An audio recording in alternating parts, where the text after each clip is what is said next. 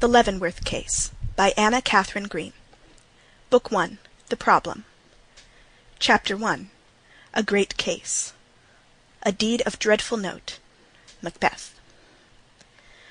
I had been a junior partner in the firm of Veeley, Carr and Raymond, attorneys and counsellors at law, for about a year, when one morning, in the temporary absence of both Mr. Veeley and Mr. Carr, there came into our office a young man whose whole appearance was so indicative of haste and agitation that I involuntarily rose at his approach, and impetuously inquired, "What is the matter?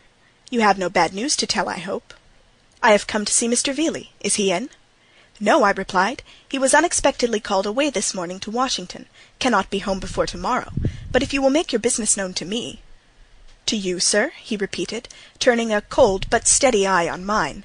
Then, seeming to be satisfied with his scrutiny, continued, "There is no reason why I shouldn't. My business is no secret. I came to inform him that Mr. Leavenworth is dead." "Mr. Leavenworth!" I exclaimed, falling back a step.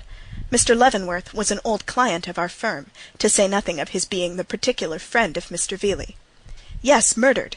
Shot through the head by some unknown person while sitting at his library table." "Shot? Murdered?" I could scarcely believe my ears. "How? When?" I gasped. "Last night.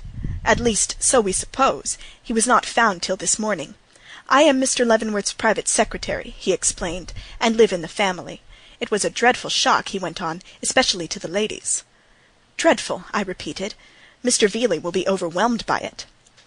"They are all alone," he continued, in a low, business-like way I afterwards found to be inseparable from the man. "The Misses Leavenworth, I mean, Mr. Leavenworth's nieces, and as an inquest is to be held there to-day, it is deemed proper for them to have some one present capable of advising them. As Mr. Veeley was their uncle's best friend, they naturally sent me for him, but he being absent, I am at a loss what to do or where to go." "I am a stranger to the ladies," was my hesitating reply, "but if I can be of any assistance to them, my respect for their uncle is such—" The expression of the secretary's eye stopped me. Without seeming to wander from my face, its pupil had suddenly dilated till it appeared to embrace my whole person with its scope. "I don't know," he finally remarked, a slight frown testifying to the fact that he was not altogether pleased with the turn affairs were taking. "Perhaps it would be best. The ladies must not be left alone." "Say no more. I will go." And, sitting down, I dispatched a hurried message to Mr. Veeley, after which, and the few other preparations necessary, I accompanied the secretary to the street.